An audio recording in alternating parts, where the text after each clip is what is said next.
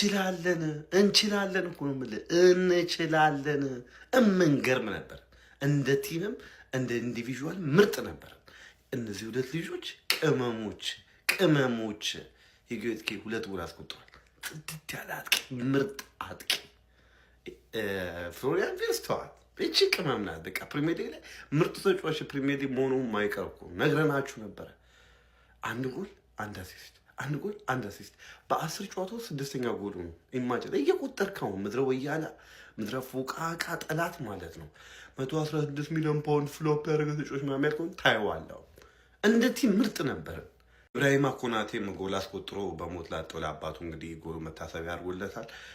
በጣም ኢሞሽናል ነበር እንዲሁም ጎሉን ከገባ በኋላ ምናምን እና በጣም ደስ ይላል። እግር ኳስ አንዳንዴ እንደዚህ አይነት ነገሮችን ስትሰጣችሁ ደስ ይላል። አላ ያንን ነገር አግብቶ አላ ደስታውን መግለጽ ወይም ምናምን ተጫዋቾቹ ሲያበረታቱ ደስ ይላል። እና እንደ ቡድን ብቻ ግን ምርጥ ነበር። መሐመድ ሳላህ ምርጥ ነበረች፣ አሲስት አድርጓል። ኮናቴ ምርጥ ነበረ። ግራቨንበርግ ምርጥ ነበረ። ሶቦስ ላይ በቃ ኦቨርኦል ቲሙ ምርጥ ነበረ። ምርጥ ጨዋታ ነው ያየነው። እነዚህ ሁለት ልጆች ግን በተለይ ሻይን አድርገዋል። በቃ ምርጥ ጨዋታ። ኒውካስትልን ደግሞ አሌክሳንደር ኢሳቅን ቤንች ላይ አይቼዋለሁ ጋይስ። ተነስቷል። አሌክሳንደር ኢሳቅ ይመጣል። ሊቨርፑላውያን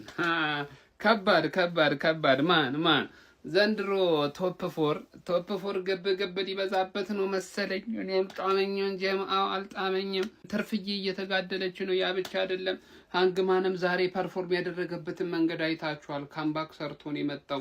ሊቨርፑል ከባድ ድል ነው ያስመዘገበው ጋይስ። በነገራችን ላይ ኒውካስትል ከበድ ያለ ቲም ነው። ያው ዘንድሮ ጥሩ ላይሆን ይችላል ያን ያህል ቢሆንም ግን ቀላል ሚናቅ ተፎካካሪ ቡድን አይደለም። 4-1 በሆነ ውጤት ነው የለጠፉት። ሁለቱ አዳዲስ ፈራሚዎቹ በአግባቡ ስራቸውን መስራታቸው ቀጥሏሉ።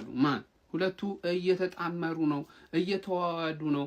ቪርትዝና ኢኪቲኬ የሆነ ቀመር እያገኙ እየመጡ ነው። ጀሞ በጨዋታ ሂደት ላይ በደንብ ፕሮሰስ እየሆነ ነው፣ እየተብላላ ነው። አይዛክ መቶ ካረበሸው በቀር በጣም ቆንጆ ጥምረት እየሆነ የሚቀጥልም ይመስለኛል ጋይስ። ከዛ በተጨማሪ ግን ኮናቴ ጎል አስቆጠረ። ጎል ካስቆጠረ በኋላ ማለት ነው አራተኛውን ሲያለቅስ አይቼው በቃ በእናትህ በጣም ልብ የሚነካ ነው የልጁ ነገር። ያሳለፈው ነገር ቀላል የሚባል ነገር አይደለም። በጣም ከባድ ነገር ነው እያሳለፈ የሚገኘው አሁንም በሊቨርፑል ቤት ላይና አንጀቴን የበላኝ ጀማ። ነገ ታዲያ እንዴት ነው? ሲቲ ላይ አትቋጥሩም? ሊቨርፑላውያን አትቋጥሩም ነው? ምንድነው ሐሳባችሁ? እስቲ ሐሳባችሁን አካፍሉኝ። ይመቻችሁ። ሊቨርፑል አሸንፏል። ኧረ በስመ አብ ጥፍጠፋ በማታ ድብደባ የሰው ልጅ እንደዚህ ይደበደባል? ኒውካስትል አይመስልም። የተጫወቱት ክለብማ ኒውካስትል አይደለም ሌላ ነገር ነው። እንዴት ነው የተጠፈጠፈው እንደዚህ እንዴ? 1-0 እየመራ ነበር ኒውካስትል። ሎክ ያደርጋል እላለሁ። ኢኪቲኬ ወደ ማን ነው? ቶሬዝ ነው ማን እንዴ? ሁለቱ ቶሬዝ እና ጄራርድን የሆነ የምታየው አይነት ነገር ነው የሚመስለው። ምንድን ነው ኢኪቲኬ ስጡት፣ ምንም አይነት ኳስ ሄዶ ሰው አጥፎ ምናምን ያገባል። ምን ሆነው ነው እንዴ? አውት ኦፍ ኖዌር ቨርትዝ ደግሞ እዛ ቦክስ ውስጥ ሰጠው አገባ። ከዛ ደግሞ አንድ ተከላካይ አጥፎ ያገባ ማነ እንዴ? ኢኪቲኬ ምር ሰላም አይደለም። የምሬ ነው። እስካሁን ድረስ ባለው የአመቱ ምርጥ ሳይኒንግ ምንም ጥያቄ የለውም። በጣም ነው የሚችለው። በስማ አምዲ ምንድነው ሊቨርፑል የሚሰራው? 4-1 ኮናቴ ከጉዳት ሲመለስ ኳስ ለምዶ መጣ እንደዚህ እንዴ? ግራ ገባኝ እኮ መላጣ ሲሆን ኳስ እንዴት እንደዚህ ቻለ? ምን ሆኖ ነው? እዛ አስቀምጣችሁ ኳስ አስለምዳችሁ ያመጣችሁታ። ወይኔ ማን ኮናቴ እኮ ኳስ አይችል ነበር ደስ የሚለው አንተ። አሁን እኮ አያፍርም አይዛክ። እዛ ቤንች አገገም መጥቼ ወደ ጨዋታ ስታርቲንግ ላይ እገባለሁ ይላል። ኧረ አይሰማም በእናትህ። ይሄ ሰውዬ ሌላ ታሪክ ገብቷል። ኢኪቲኬ በስማም ሊቨርፑል ይሄ ሰውዬ እንደዚህ አይነት ፎርም እንዳለው ቢያውቁ ኖሮ በአይዛክ ቁማር አይበላም ነበረ። በስማ እንዳያስበው። አንዴ ነው የመጀመሪያውን ጎል ተውት፣ ሁለተኛውን ጎል ከዛ ስፔስ ከዛ ቦታ የማይታሰብ ነገር እኮ ነው የሰራው። ጭራሽ ካምባክ ነው ያደረጓቸው። ማን ይሄ ሰውዬ በቃ ስሙን ጠቅላላ እያስረሳ ነው። ቨርትስ ማለት በጣም ሌላ ታሪክ። አንተ አሲስት ያደረገለትን ኳስ አይታችሁታል? ድሪብል አድርጎ እኮ ነው ያለፈው እዛ ቦታ ላይ እንግዲህ ቦክስ ውስጥ በጣም ነው የሚችለው። ሲጀምር ጋክፖ የሚባል ሰውዬ እኔ እግዚአብሔር ለሊቨርፑል የማይጠቅም ተጫዋች ማለት ጋክፖ ነው የምናገረው አሁንም ድረስ። ሰውዬው ኳስ አይለቅም። ስንት ኳስ ለኬዛ ስቦስ ላይ የነበሩ አይለቅም ኳስ ልጁ። ለምን ኬዛ እንደማያስገባ አይገባኝም። እኔ ኔዘርላንዳዊ ስለሆነም አይገባኝም። የሀገሩ ልጅ ስለሆነ የሚሆን ሌላው በቃ እንትና ነው ኮናቴ ነው። በቃ በመከላከሉ ላይ በጣም ቤስት ነበረ። በማግባቱም ደስ ብሎኛል አባቱ ምናምን ነገር። ብቻ ሊቨርፑል ዛሬ በጣም አሪፍ ነበረ። ጀሞ ጨዋታ ማለቴ ነው። ምን አይነት ጨዋታ ነው ጀሞ? ምን አይነት ካምባክ ነው? ኢኪቲኬ ጀሞ ኢኪቲኬ በዚህ ሰዓት የዓለማችን ምርጡ ስትራይከር ጀሞ ምርጡ ስትራይከር ኢኪቲኬ 2 ጎል ዊርትዝ 14 ጎልና አሲስት በዚህ ሲዝን ፍሎፕ ብላ አፈን ስከፍት የነበረ 14 ጎልና አሲስት ምን አይነት አሲስት ምን አይነት ጎል ጀማው ኮናቴ አረ ጀማው ኮናቴ አረ ኮናቴ እሱ በመግባቱ በጣም ደስተኛ ነኝ ጀማው የሚገርም ጨዋታ ዛሬ አርነ ስሎትን እነ ኢኪቲክ ያተረፉት ጀማው ኢኪቲና ዊርዝ ዛሬ ያተረፉት ጀማው አካውንት ተመቷል ኮፒሊንግ ያስፈልጋል ጀማው ኮፒሊንግ በኃይለኛው ይደገም ጀማው በኃይለኛው ኮንግራ የሊቨር ፋሚሊ እኔ እኮ ላደንቅ ነበር የመጣሁት አመጣጤ ላደንቅ ነው ግን ምንድነው ሁሉም ቲም ቀጣይኛን እንደሚገጥም ሲያቅ የሆነ ባውንስ ባክ ምናምን ማንቸስተር ዩናይትድ ማናጀር ቀጠረ ቼልሲ ያለ ማናጀር ፈነጠዘብን ቶተናምም ይኸው ክሊን ሺት ቻምፒየንስ ሊግ አዌይ አሸንፎ ነው የሚያገኝ ሊቨርፑል 2026 ላይ አሸንፎ የሚያውቀው ቡድን ወደ ማሸነፍ ተመልሶ ነው የሚያገኘን ፈተናው በዛብን አረ ለቀቅ አርጉኔ ፈተና ለአርሰናል ነበር መብዛት የነበረበት ለማንኛውም ወደ ክሬዲቱ ስመጣ ሁጎ ኤኪቲኬ በጣም የሚገርም ስትራይከር ፍሎሪያን ቪርትዝ ራሱን አግኝቷል ከዚህ በኋላ ምንም እንደ ድሮ 0-0 ምናምን ታውትና ልቀልድበት የማትችልበት አይነት ፐርፎርማንስ ነው እያሳየ የሚገኘው ኮናቴ አገባ የሚገርም ፐርፎርማንስ ካደረገ በኋላ እና አለቀሰ የኔ አባት ጸጉሩን መላጣ ተቆርጦ ሆነ እንጂ ምን እንዳጋጠመው አላቅም ቢሆነ ምክንያት ባለፈው ጨዋታ ላይ አልነበረም ከስኳድ ውጪ ነበረ አሁን እንግዲህ አሪፍ ፐርፎርም አደረገ ጎል አስቆጠረ አለቀሰ የሆነ ነገር አለ ይመቸው ለማንኛውም ሊቨርፑልም ይመቻቹ ቀጣይ የምትገጥሙት ግን ኒውካስትልን አይደለም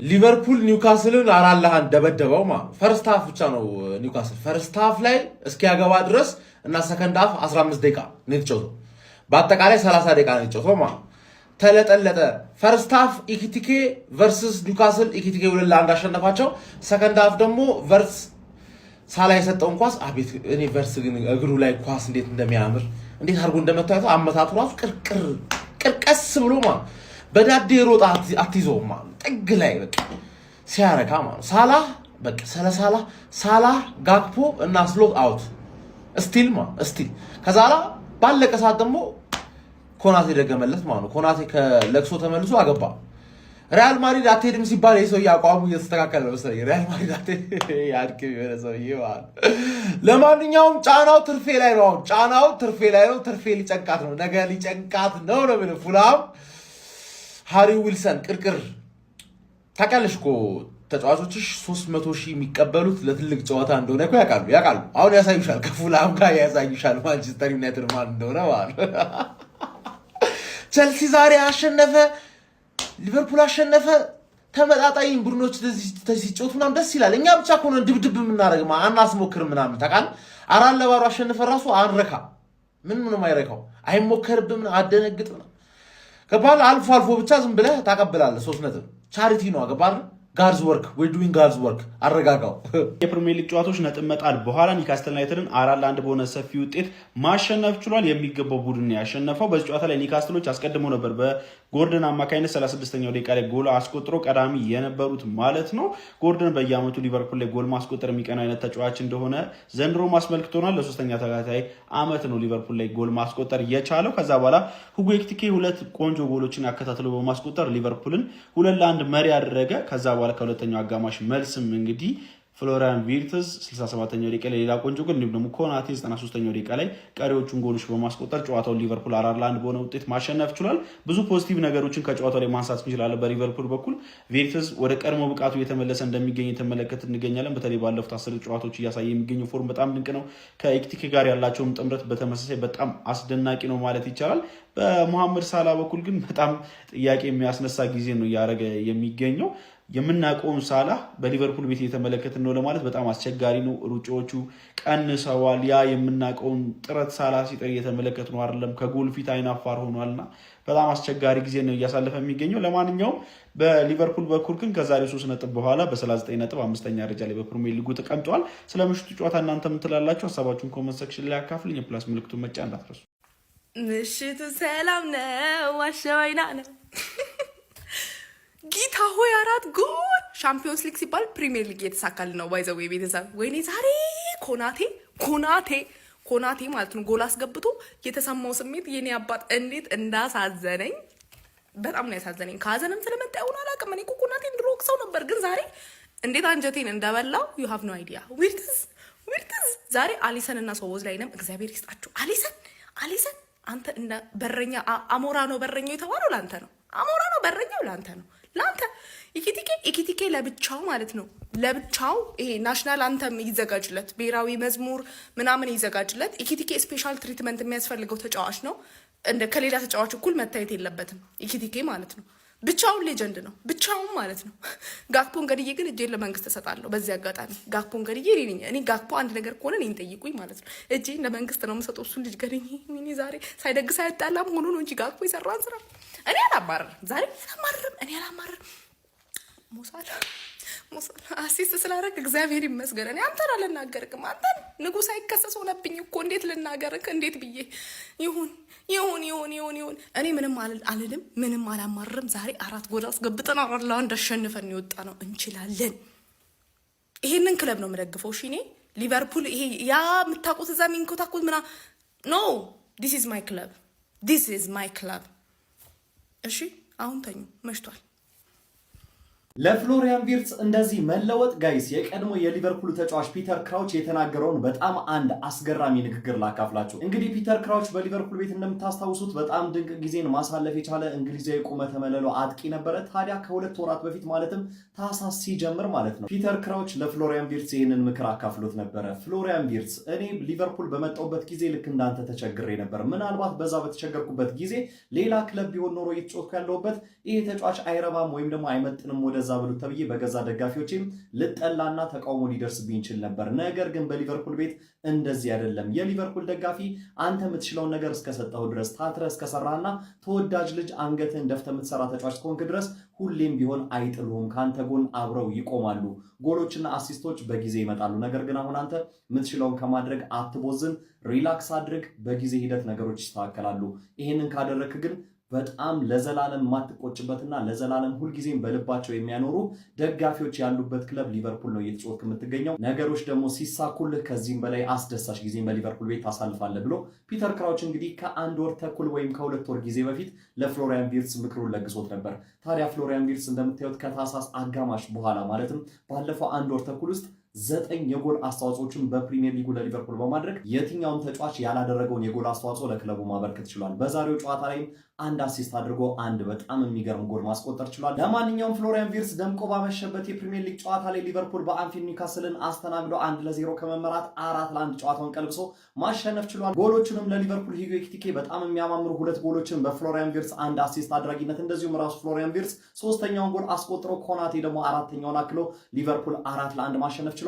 ስለ አስደናቂ የፍሎሪያን ቪርትስ ለውጥ እንደዚሁም ስለ ሊቨርፑል የምሽቱ ድል ምን ትላላችሁ? ሐሳባችሁን ኮሜንት ሴክሽን ላይ አጋሩኝ። ሜዳ ስፖርትን ፎሎ ማድረግናል። ስለዚህ ልጅ ማውራት ያለብን ሰዓት የደረሰ ይመስለኛል ማለት ነው። ሁጎ ኤኪቲኬ በዚህ ሰዓት ሊቨርፑል ከኒውካስትል ጋር እያደረጉት ባለው ጨዋታ ሊቨርፑል 2-1 እየመራ 51ኛው ደቂቃ ላይ ደርሰናል ማለት ነው። ሁለቱንም ጎሎች ያስቆጠረው ደግሞ ይሄ ከኋላ የምትመለከቱት ሁጎ ኤኪቲኬ የተባለ ተጫዋች ነው ማለት ነው። ጭራሽ ዝውውሩ ላይ አንድም ወሬ ያልሰማንለት እንዲሁም ደግሞ እነ አይዛክ መጡ ሲባል ሲጋነን እንደዛ ሲወራ እነ ሊያም ዴላፕ እነ ቪክተር ኬሬሽ እነ ቤንያሚን ሼስኮ ቀይ ምንጣፍ ተነጥፎላቸው ሲመጡ ዓለም እየጮህላቸው ምናምን ነገር ጉር ተብሎ ጋይስ ጀለስ ስትመጣ ግን ምንም አልተወራም። ወሬም አትፈልግም፣ ጭብጨባም አትፈልግም። ቀስ ብላ ወደ አንፊልድ ሾልካ ገባች። ሰውየው ስራውን ነው የሚሰራው፣ ወሬ አይፈልግም ማለት ይችላል የሚለው አይገልጸውም። ይችላል